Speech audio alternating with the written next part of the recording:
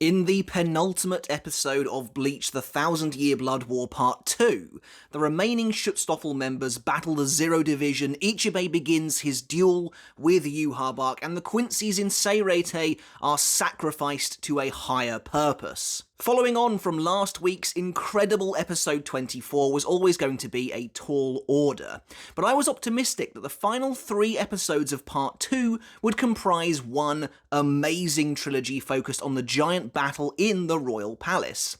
And so, with both episodes and the entire core now behind us, the question is, did we get that? Did the anime team deliver? After having watched both episodes multiple times now, I think the answer is irrefutably yes.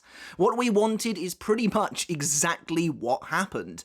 Certainly for those of us who read the source material, these episodes feel like a massive win, a vindication that the showdown in the palace could have and always should have been so much more. And it's cathartic to see Kubo's true vision for that showdown finally allowed to spread its wings in this way. After the lore-heavy flashback in episode 24, the focus is very much on the action this time around, as it should be.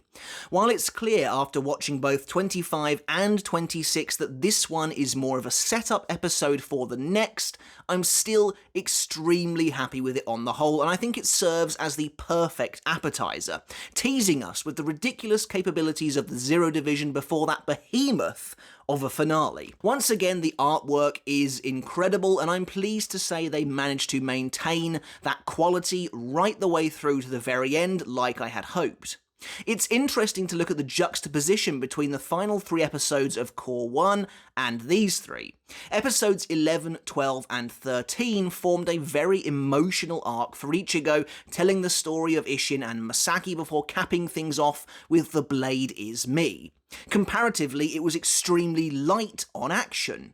Here, episodes 24, 25, and 26 are all about the bombast. This is the explosive midpoint of the story, and I mean that literally, because as of 26, we're halfway through the series. Anyway, as you can see, it is difficult to talk about 25 without also talking about 26, so I think we'd be better served just diving right into the episode itself. And so, as we begin our in-depth spoiler review and discussion of the Thousand Year Blood War Arc episode 25, The Master, as always I'll be looking at this episode from the perspective of someone who has read all of the Thousand Year Blood War Arc, meaning there will be potential spoilers for the entire arc to follow, as we take a look at this episode to see what it added, what it changed, and what it took away from the source material. Before we get started on the video, guys, if you haven't hit subscribe yet, make sure to do that now for more Bleach content like this every single week. If you enjoyed the video, when you're done with it, make sure to give it a thumbs up as well to help support me and the channel. And if you want to take that support for me another step further, I do have a Patreon as well. And as always, I want to say a massive shout out and just give an enormous thank you to everyone supporting me there over on Patreon. I really do appreciate each and every one of you. Thank you all so very much. Alright, so when it comes to what was covered in episode 25, as you might expect, it's a fairly similar story to last time. We are all over the place here, as sweeping changes and swaths of new content have been added to the episode. Of course, the Zero Division actually get their brand new battle that we were all hoping for, but these 2 episodes are, crucially, not structured how I thought they would be. Going into this episode, I thought 25 would be fully dedicated to the Zero Division versus the Schutzstaffel, while 26 would put the spotlight on Ichibei versus Yhwach, but that isn't really what happens at all. Things have been moved around quite a bit, so let's take a look at the chapters involved here. Following on from Oetsu blitzing the Schutzstaffel last week, we have the cliffhanger of chapter 601, Verge on Vermilion. We have chapter 602, Bane Licking Good, a somewhat reworked version of chapter 603, What the Hell. After the surprise cliffhanger of episode 24, we now also have the rest of chapter 604, Revitalize. We also have Chapter 605, Don't Call My Name, and finally, Chapter 606, Divine Division. It should be pretty obvious at this point that this is no longer a straightforward adaptation. We have pieces of individual chapters cropping up all over the place, and chapters are no longer playing out in chronological order at all. I mean, for example, this episode opens with a scene from Chapter 606 and ends with a scene from Chapter 605. Not only that, but despite this episode being called The Master, not a single page from Chapter 607, The Master, is actually included here. It's definitely becoming difficult to chronicle what's being included, and I can only imagine that's probably going to intensify from Core 3 onwards. But onto the spoiler analysis. The episode begins, as I mentioned, with the opening scene from Chapter 606 as Yushiro Shihoin makes his debut appearance in the series. Carrying the divine tools necessary for building a gateway to the royal palace, he's headed for the same place as everyone else, the last remaining bastion of the Shinigami, Mayuri's Laboratory of Light. Meanwhile, we see Kisuke drawing a perimeter in the dirt around the building. It appears to still be raining droplets of the Crimson Veil, which is still a really cool detail. Kisuke is approached all of a sudden by a familiar figure. It's Hiyori, leading the rest of the Karakura Town Vizards as they return from their mission in the human world. I believe they are carrying the remainder of the energy they gathered from closing the rifts. Yoruichi only brought enough with her to launch the Tenchuren once more earlier on. I mentioned it before, but this is a cool scene. It's easy to forget among the enormous cast that characters like Hiyori and Kisuke do have a relationship. Though they weren't working colleagues for very long, he was her captain, and they formed at least some kind of a bond, though Hiyori hasn't lost her overall distrust of Kisuke, nor her disapproval of his methods or worldview. I mean, they're fundamentally opposed in that way. Kisuke is very similar to characters like Ichibei or Kyoraku, big picture thinkers and strategists who are willing to do whatever is necessary and equally sacrifice it all in order to maintain the world and defeat the enemy. Hiyori is more human in a sense, not quite so willing to send her friends off to die.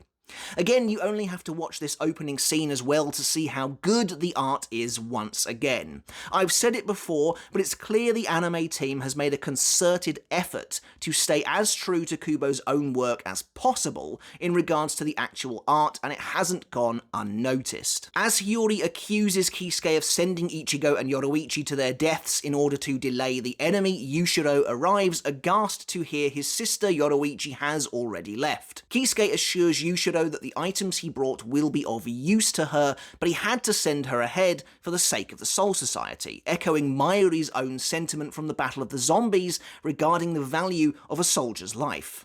Perhaps Mayuri and Kisuke are more similar than the former would like to admit. But Hiyori remembers that attitude is what she hated about Kisuke even 100 years ago. It seems the reason this scene has been pulled forward somewhat is because we need to ensure that what's going on down below in the Seireitei is keeping pace with the battle above, and Ichibei vs Yhwach is already beginning. Speaking of which, we then return to the ending of last week's episode, taking us back to chapter 604 very briefly as Yhwach confronts Ichibei on the real palace's walkway. However, we're then taken back to the scene inside the Cage of Life for a brand new scene as Oetsu challenges Uryu and Haschwalth, mocking Yhwach for running away before deciding to kill his successor first.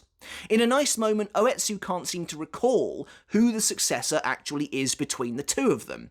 I'm not sure if he's being genuinely forgetful or if he's meant to be lampooning Haschwalth's authority, but I like the anime referencing the idea of a successor once again. It's not been forgotten quite like it was in the source material, so I wonder if the anime is planning on doing a little more with that storyline. Next, we find ourselves in chapter 605 as Ichibei prepares for his fight with Yhwach. Drawing out a space on the ground, Ichibei claims he'll defeat Yhwach within it, sealing off the rest of the walkway beyond to prevent anyone from moving further. The animation when Ichibei draws the seal looks really nice and dynamic, but Yhwach disagrees, thinking Ichibei will die 3 steps short of the space.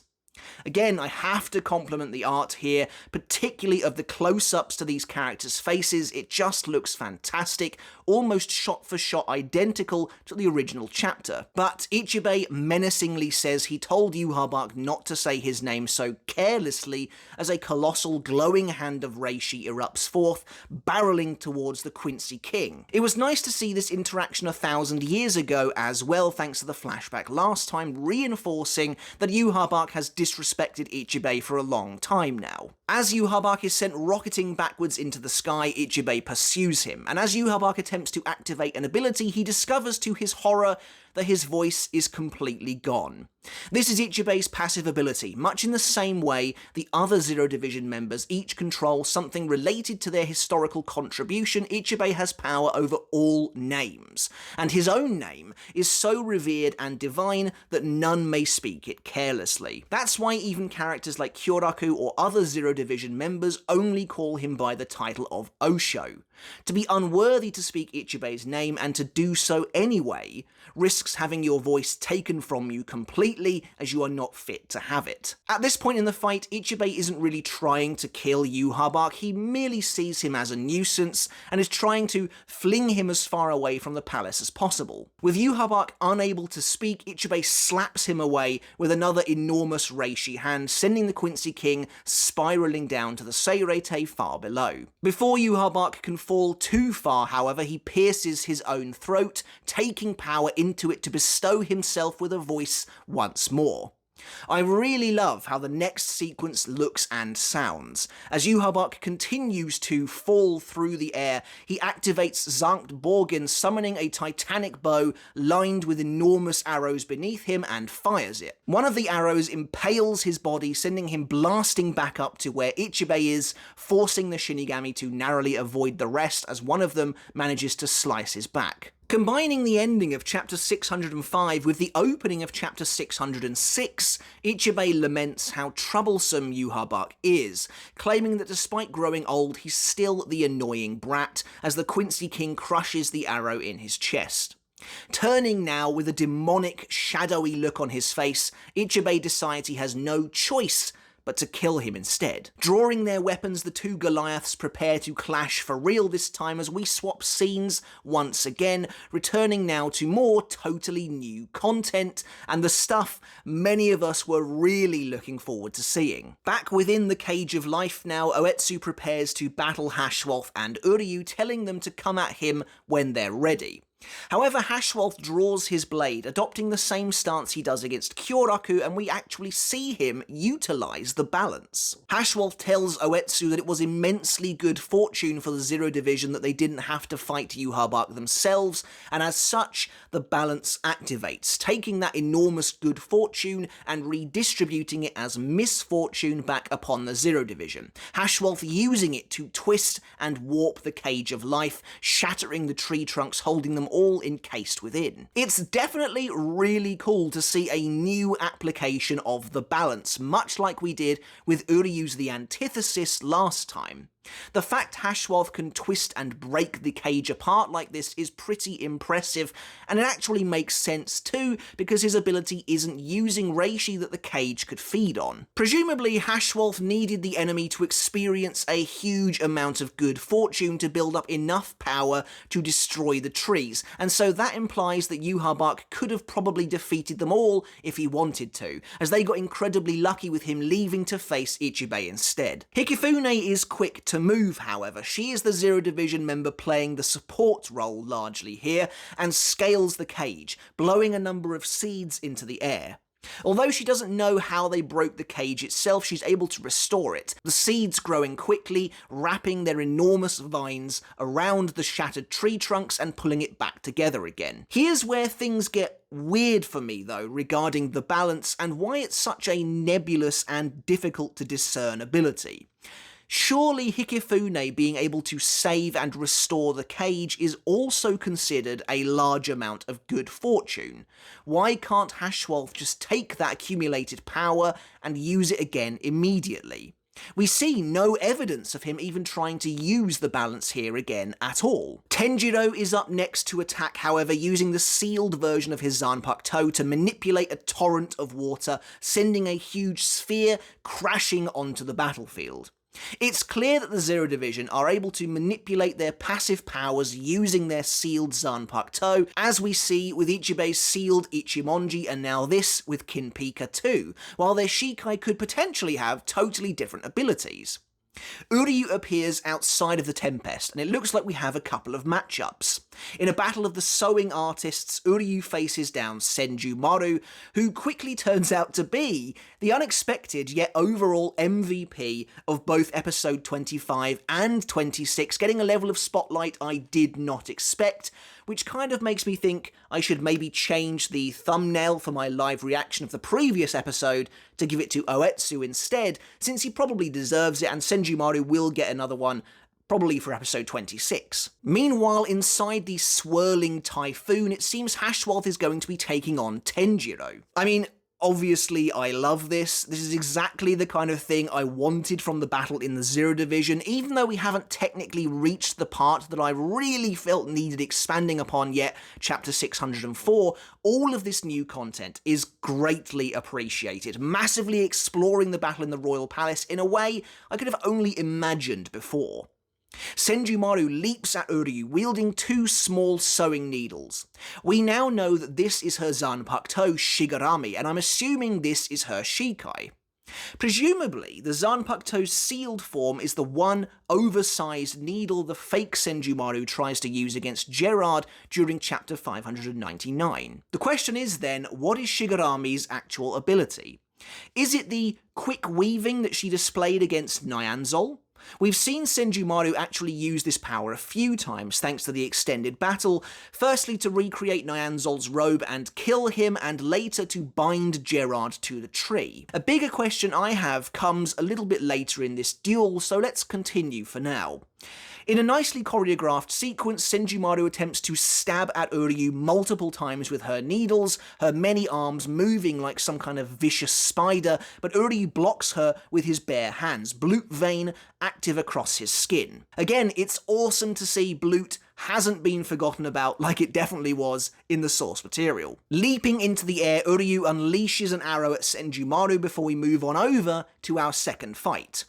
Tenjiro tells Haschwalth that once he's finished with his bath, he should treat himself to a sunbath too, which I think is essentially just the act of sunbathing as he activates his Shikai Kinpika. Remember that Tenjiro's scenes were entirely cut last week, so this new scene is the first instance we see of him actually using Kinpika in the anime, and thankfully here they don't cut away. While I'm not sure what relevance a light Zanpakuto actually has to Tenjiro, it's both very unique and looks absolutely amazing in the anime. Maybe it is just that overall theme of self-care. Taking a bath, getting enough sun. I guess it's in line with Tenjiro being a healer, but it feels a little tenuous to me. There's almost certainly more to it than that. Tenjiro launches himself towards Haschwalth, the Sternritter summoning his Freund shield, which was a nice surprise to see. In the source material, we don't see Haschwalth use this until his final battle against Uryu, and it's never actually used as a traditional shield. Again, the way the 1000-Year Blood War arc uses lighting just makes Kinpika look truly incredible, to be honest, gilding the entire battlefield in a heavenly yellow light as Tenjiro clashes with Haschwalth, driving Kinpika's gleaming blade into the shield, sparks flying everywhere. So again, much like with Senjumaru's Shigarami, what exactly is Kinpika's ability? It's cool that we actually get to see Tenjiro use it here in the anime, but it's difficult to discern exactly what it does. That being said, I think we do get an answer, but it doesn't actually come until the next episode. Aside from just being a very powerful blade, the key power of Kinpika seems to be to momentarily blind Tenjiro's opponent with a dazzling flash of light the moment it's activated, but again, we'll talk about that next time. With two fights now raging within the Cage of Life, a dissatisfied Oetsu finds himself without an opponent. But suddenly we find ourselves going back in time to chapter 601's cliffhanger as Oetsu feels a strange sensation creeping over him. Turning, Oetsu is surprised to see that none other than Askin survived Sayafushi / yet again, the Sternritter slowly rising from the ground. Askin explains that he was picked up by Yhwach because he wouldn't die, and that his power always gives him a fatal feeling. Moving now into chapter 602, their short battle plays out basically the exact same as it did in the source material, and I'm very pleased to see it here, as you probably imagine. It makes so much sense to have this be a fight that is taking place alongside two other fights as well. Once again, it doesn't just feel like Oetsu is battling alone in a vacuum for some reason. Askin explains his shrift to Oetsu, causing the Shinigami to collapse to the ground as the Sternritter tinkers with the lethal dose of blood in Oetsu's body. As their battle continues, we switch back to Uryu versus Senjumaru, as Senjumaru gives chase, the two of them flying towards the top of the cage. Senjumaru actually makes a good point here, that it must be tough for Uryu to gather and collect reishi as it's being constantly stolen and eaten by the trees around them. Landing on one of the branches above, Uryu fires a blast at Senjumaru, who avoids it, appearing beside him and continuing to relentlessly poke at the Quincy with her Shikai. Uryu escapes upwards again and releases his signature move, Licht Regen, sending a barrage of arrows towards Senjumaru like rainfall. Here's where things get very interesting. Senjumaru, using her two needles, whips a long thread around herself while her remaining golden skeletal arms rise up into the air above her. Taking that crimson thread, the same kind she used to reweave Nyanzal's uniform, again making me think this is all the power of her Shikai, Senjumaru begins sewing a cobweb-like structure, rapidly stitching and weaving around the outstretched arms above her head. The fingers on these arms have greatly extended, and by the time she's finished, in a matter of seconds, Senjumaru has woven a ruby red umbrella, held aloft by several of her hands. As if Senjumaru couldn't be any cooler, the anime team clearly realised her potential thanks to her frankly incredible design, and gave her all of the best, most intricate looking abilities. The question I have is, are Senjumaru's arms a part of her Zanpakuto, or merely a tool she has created to help her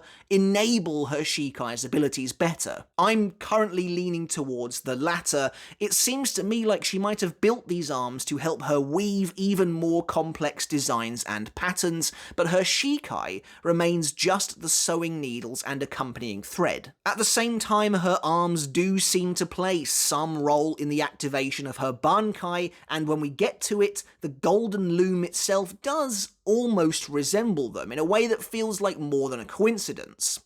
But for now, I prefer the idea that they are man-made tools to help her get the most out of her Zanpakuto. And what a ridiculous Zanpakuto it is too. Shigarami has shades of both Benehime and Katen Kyokotsu, two of my favourite Zanpakuto in the series. She's able to do basically anything she likes with it, her fast weaving skills enabling her to work almost unnoticed. Using her Shikai, she transformed Nyanzal's own garb into a killing machine, trapping him within the fabric, and as we see here, she's able to create a defensive barrier too in the form of the umbrella. We'll actually see a little more from Senjumaru later, but for now I really do love this Zanpakuto, which probably isn't a surprise considering how much I've gushed about Senjumaru's own design over the years. Meanwhile, we return to Tenjiro versus Haschwalth for what is perhaps the most shocking moment of the entire episode. Using his lightning-fast speed, Tenjiro darts around Haschwalth, the Quincy managing to keep up while blocking Tenjiro's blinding strikes with his shield. Interestingly, Haschwalth seems to be staying permanently on the defensive. Tenjiro even orders him to fight back, or else he'll crack that prized shield. I wonder if Haschwalth is merely waiting for an opportunity to turn some of Tenjiro's good fortune against him, but perhaps isn't finding one. In a really awesome looking shot, however, Haschwalth looks up behind him to see Tenjiro come flying in, his golden weapon glittering behind him.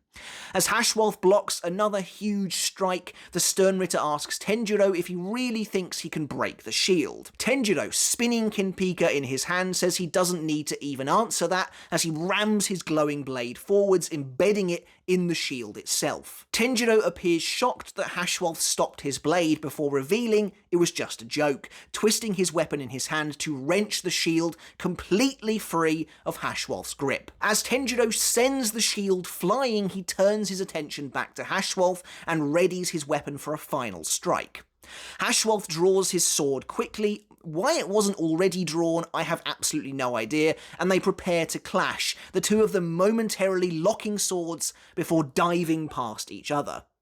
As their blades meet, Tenjiro comes to a stop, his weapon lowered. Behind him, Haschwalth stands tall, but suddenly blood spurts out of the Sternritter's chest in a violent stream as he crumples to the ground, apparently killed. Honestly, this is wild. First of all, I think Tenjiro deserves a round of applause, and maybe even something of an apology. Admittedly, we had no idea really how strong he was since Kubo never showed us, but here we get to see it all laid bare. He's a master swordsman, extremely quick, wields enough physical strength to disarm Haschwalth, and was capable of taking out Yhwach's right-hand man with basically no effort whatsoever. I think the anime is on something of a victory lap for the Zero Division right now. I mean, they've spent years being the butt of the community's joke, and rightfully so, as I argued in a recent video. But this is their redemption arc, and we're finally seeing where Kyoraku's comment about their combined strength actually comes from. It's difficult to know, though, whether Haschwalth actually had access to his full power here or not. Later, the anime seems to reinforce the idea that the Sternritter simply didn't have time to use their full strength, so it seems like Tenjiro killed a fully powered Haschwalth with just his Shikai, which is pretty insane all things considered. But that's actually contradicted even later in this episode, when Haschwalth seems to say that the Auswählen gives them additional power. Regardless, this is again a perfect example of the anime's capability to create wonderful, all-new battle sequences. That whole section just looked amazing. Returning to chapter 602, things continue to mirror the original chapter.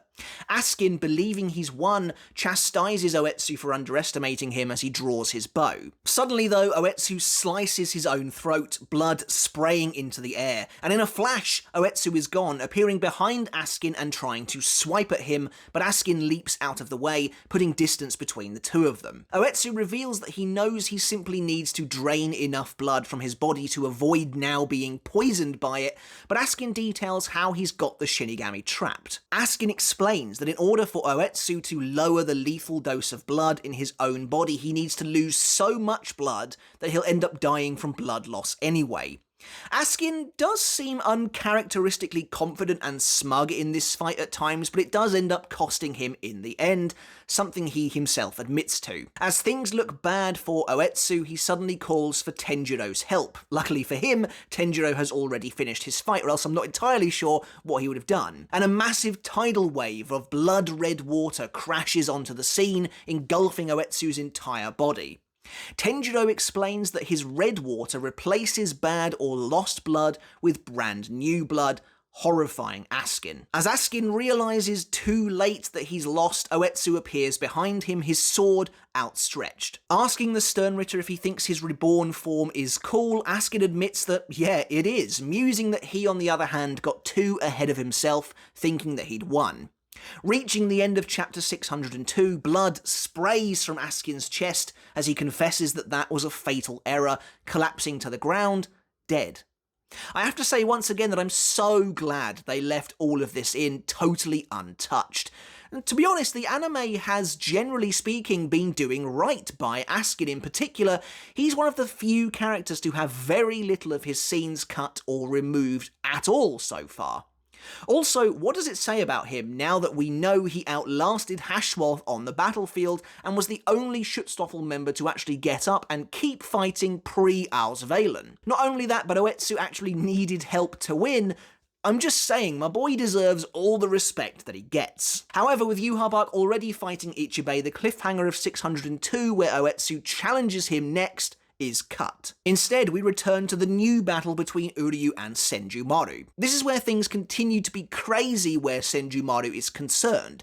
Her umbrella that she wove for herself with her Shikai has abilities of its own, it seems. It's collected Uryu's Lichtregen into actual droplets, keeping them close to the umbrella itself as it spins above Senjumaru's head.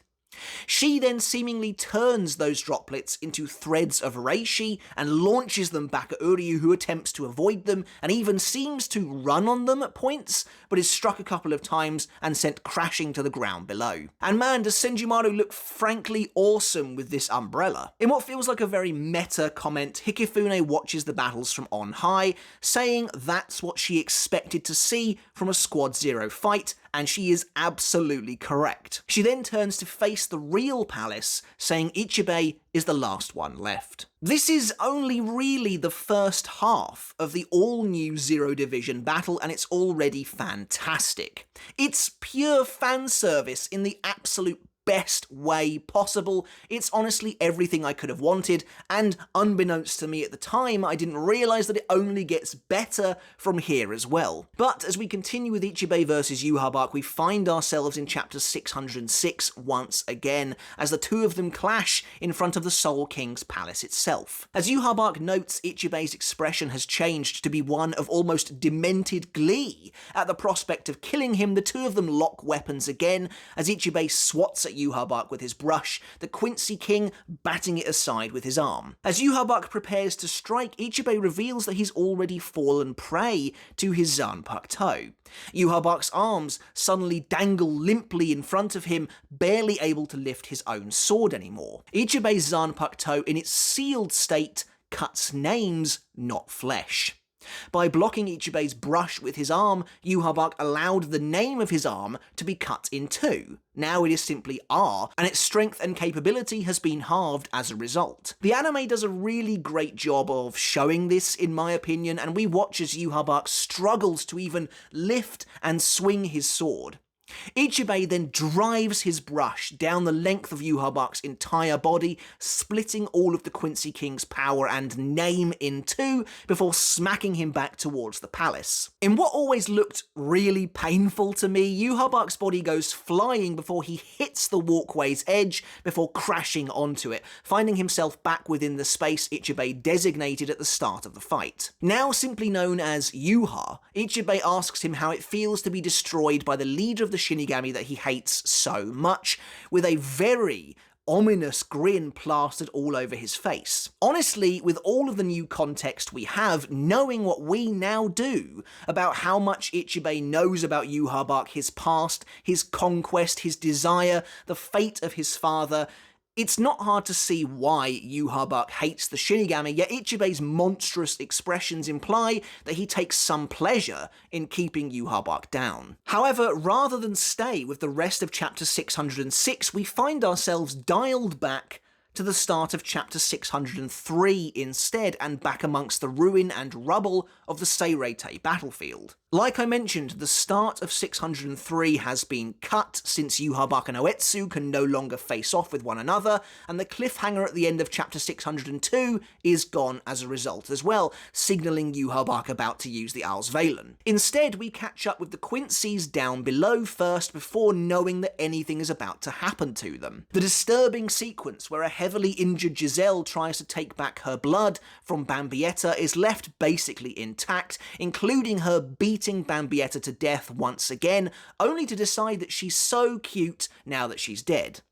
I will say the very eerie glowing effect in Giselle's eyes is a nice touch, especially when she activates her holy form upon Lil Toto's arrival. I never really understood why her wings appeared in the original chapter in this moment, aside from it being a cool visual and our only chance to see them, but in the anime it makes a bit more sense. It likely implies she was able to restore enough of her power from taking her blood back from Bambietta to use it again. Lil Toto and Giselle's conversation is exactly the same. Lil Toto gives Giselle an update on everything that happened in the huge skirmish, including Pepe's betrayal and both Candice and Menina's defeats. This, however, is where things begin to change dramatically in chapter 603. Lil Toto's line about how they may be the stronger side is actually cut, replaced instead with a new line where she says they can't allow their forces to be diminished until Yhwach returns.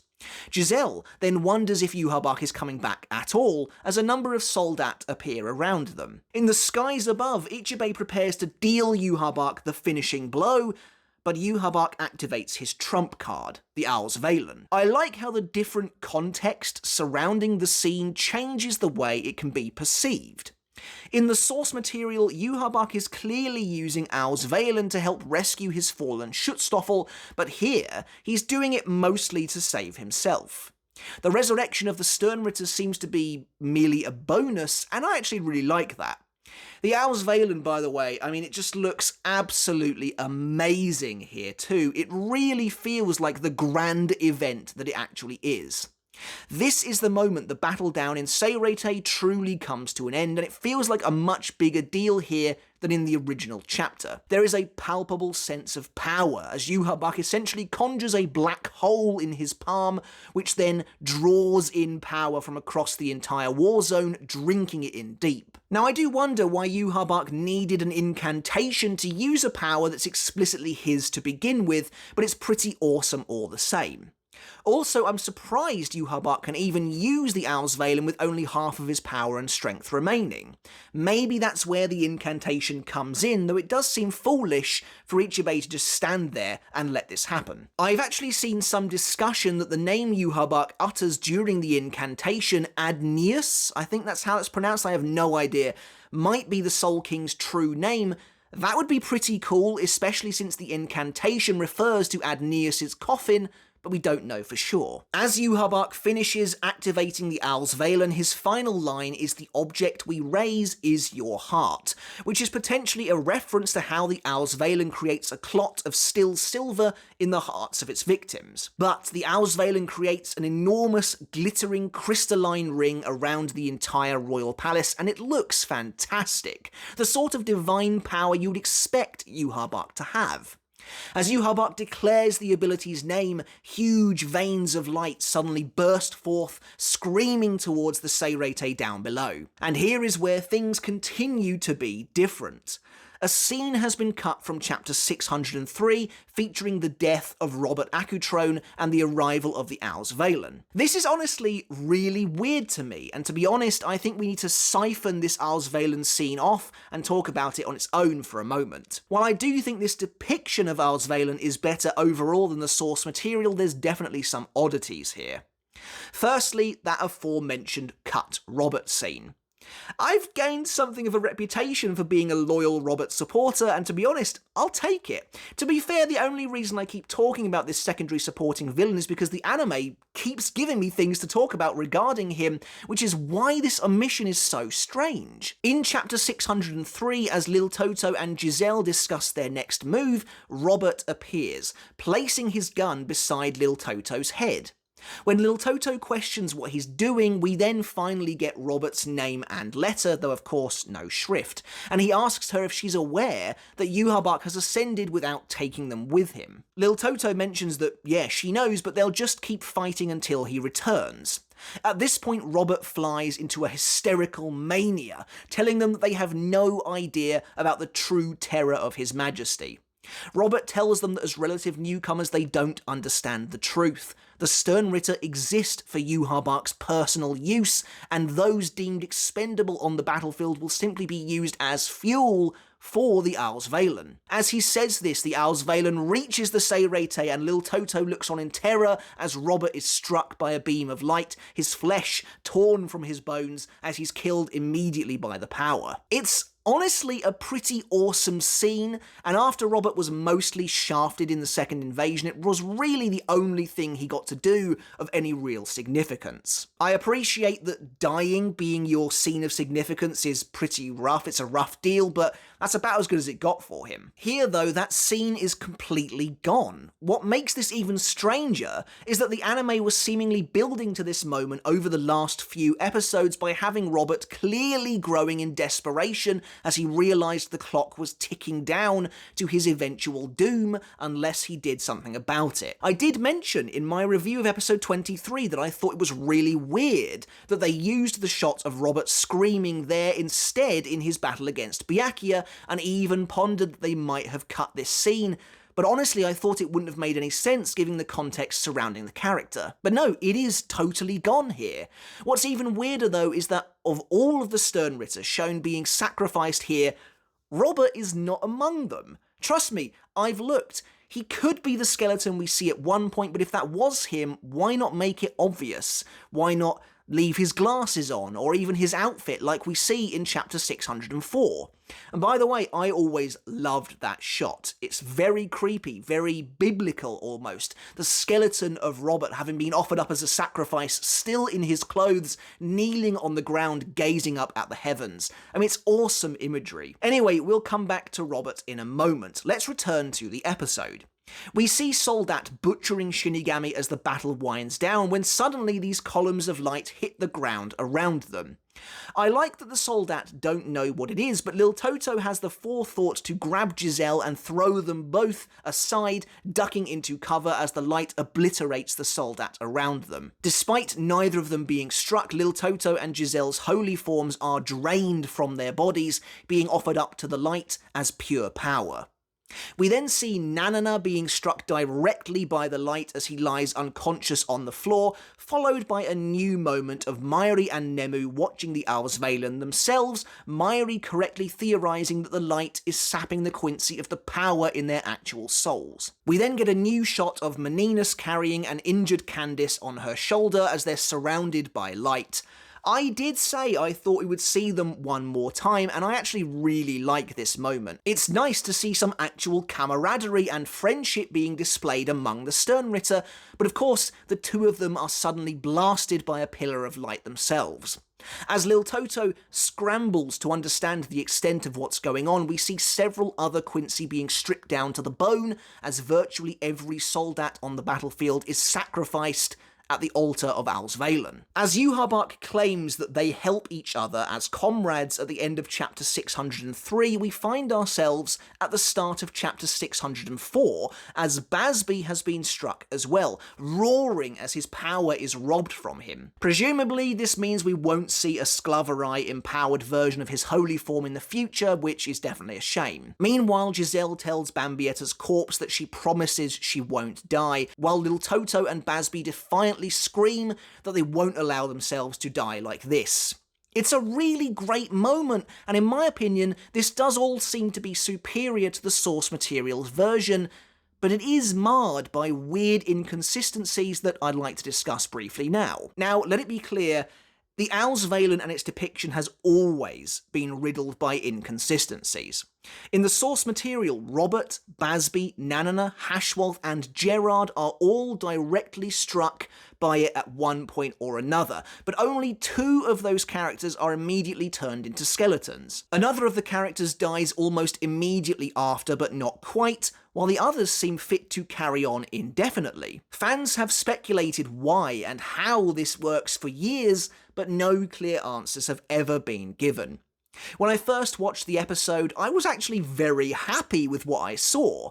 I thought the anime was attempting to clear up these inconsistencies by having the Soldat targeted too. This, to me, makes an absolute ton of sense, and it made sense to me that the Soldat would be stripped of their flesh and killed, but the Sternritter were strong enough to withstand that and only lose some of their powers instead, and I was perfectly happy leaving the episode like that. However, that doesn't seem to be the case.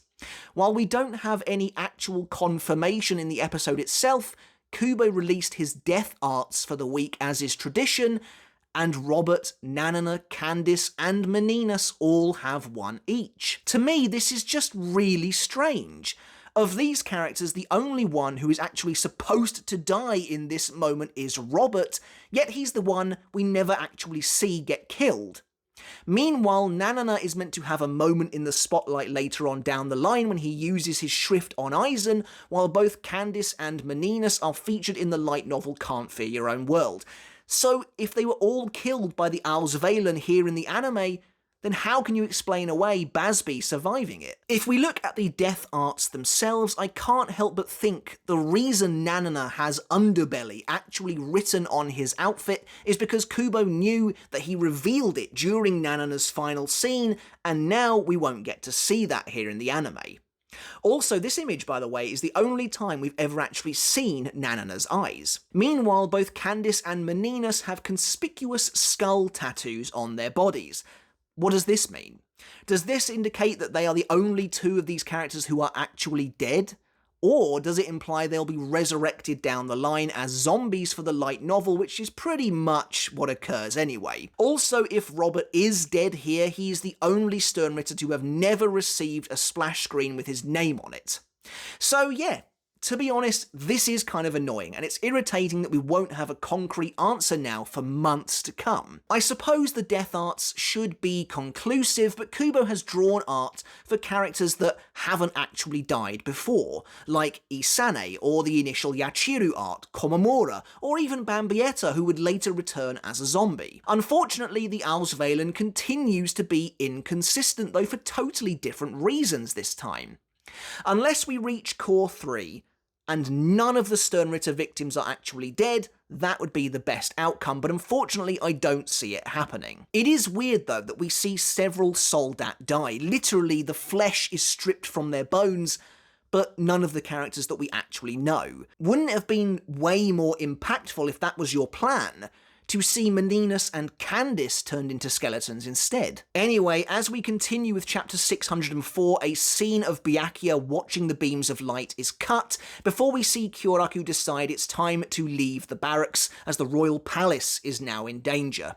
The visual of the enormous ring of light gathering up the souls and power of the Quincy is phenomenally good. It really gives this entire moment much more weight than it had previously, and it's awesome seeing this wave of pure power disperse across the palace battlefield with enough raw strength to totally obliterate the Cage of Life. Again, I adore the visuals here. The Zero Division looking up as that power lingers in the sky like a thick cloud before it literally rains crystalline energy down upon the Quincy. It just looks brilliant, and we see the Schutzstaffel begin to rise again as power is bestowed upon them. In the original chapter, the Schutzstaffel returned to life with generic angel wings and halos adorning their heads, but here the anime goes a step further in the right direction as the Schutzstaffel return this time with their own partial holy forms. This is amazing. It's a great tease as to their individual forms' true designs, plus we actually get to see Pernida's form for the very first time. Its holy form takes the shape of two huge golden hands, which of course makes sense. Meanwhile, Gerard has feathery, ruby wings, while Leal's are emerald green, the same as Robert's, and feature the same design as his actual Volsten dish. Honestly, I expected Leal's to be like a gold colour. Since his holy form is made entirely of light, I feel like it being green is going to look really weird when we get to that fight. Meanwhile, Haschwalth and Uryu rise again, though they have no holy forms to speak of that we can see anyway, as does Askin, now sporting his purple wings and halo. Considering these smaller holy forms are reminiscent of other Sternritter's holy forms, I wonder if these base versions will then be enhanced with Sclavarai when it comes time for their actual battles later on. As Haschwalth explains Auswählen to the Zero Division, we see the skeleton lying on the ground that I think many assume is Robert. It's absolutely possible, especially since he's lying in a similar position, but I just don't know why they wouldn't have made it obvious. On the one hand though, while I thought Robert's death scene originally was really cool, I do also like that he went out this time not as a raving lunatic, but quietly, solemnly accepting his fate in the previous episode. Unfortunately, Haschwalth's dialogue contains those same inconsistencies we found in the original material. He flatly states that those that lose their power die, but we saw Basby struck by the light directly. Haschwalth tells Oetsu that those who receive the power gain additional power and return to life, which again is odd, as I mentioned, as Leal seems to contradict this later on. It's moments and explanations like this where tweaking the dialogue wouldn't have hurt at all. But now with the Schutzstaffel back on their feet, Haschwalth seemingly takes up Yhwach's role in declaring that Squad Zero will now be purged as the episode comes to an end. I mean, what an ending. Despite the messiness surrounding Auswählen, this is one of the most visually impressive sequences the anime has ever done. However, we're not quite finished, as there is a post-credits scene featuring the start of chapter 605. Kyoraku, now having left his post, surveys the decimated battlefield, turning to Ukitake, who finally decides to make an appearance now most of the fighting is over. Ukitake reveals that he has initiated a ritual called the Kamikake in anticipation of the palace being invaded, as we see a sinister, one-eyed shadow stretch out along the ground behind him. Of course, this is a sign that Ukitake has effectively signed his life away, enabling himself to become the host of the right arm of the Soul King. What this implies to me is that Ukitake's ultimate fate is likely to be the same, but we know he's meant to be getting a fairly hefty amount of new content in Core 3, so that's very exciting, as he's a character who absolutely deserves it. As Kyoraku leaves, Ukitake asks him where he's going, to which Kyoraku replies that he just needs to go grab a drink. This is a weird change, as it reframes the context of what he's saying and even where he's going, and I can't help but feel like the original line would have made for a much better cliffhanger. In the original scene, Kyoraku says he's going to pay Central 46 a visit, and I think we all took that to mean he was going to inquire about releasing Aizen, which is of course what happens. Here though, it's weirdly nebulous for no reason, unless the anime team simply didn't want to tease Aizen here, but considering the trailer for Part 3, I don't think that's true at all. And the poem for this week's episode, the last poem of Core 2, actually goes to Senjumaru, and I remember thinking when I first saw the episode, that seems like a slightly weird choice, but when episode 26 rolled around when I finally watched it, well, it wasn't a weird choice after all, and the poem reads as such. A thread falls through the clouds, pull and rattle. A field of white cloth, bones woven within. And of course we'd have had no way of knowing this before watching episode 26, but it seems to me like that is referencing Senjumaru's upcoming bankai. Bones woven within cloth itself seems to be talking about how she would trap the Quincy within her very own fabrics. But of course we'll have more to say about Senjumaru's bankai in the upcoming episode 26 review. Anyway, with episode 25 down, it's a very strong penultimate showing for the core, and 26 promises to be even bigger. There's no predictions this time, of course, but we do still have the Sternritter in Memoriam to account for. So, the Wall of Memorial is going to be pretty weird this week. The only Sternritter I was expecting to see on here, Robert, isn't actually shown dying. Meanwhile, Candice, Meninas, and Nanana are all blasted by the Auswählen. While that wouldn't necessarily mean they've been killed outright, Kubo's own death art seems to confirm it. So, to be honest, I'm not sure what to do. I think considering Kubo himself has drawn their art, I will add all 4 of them to the wall, for now.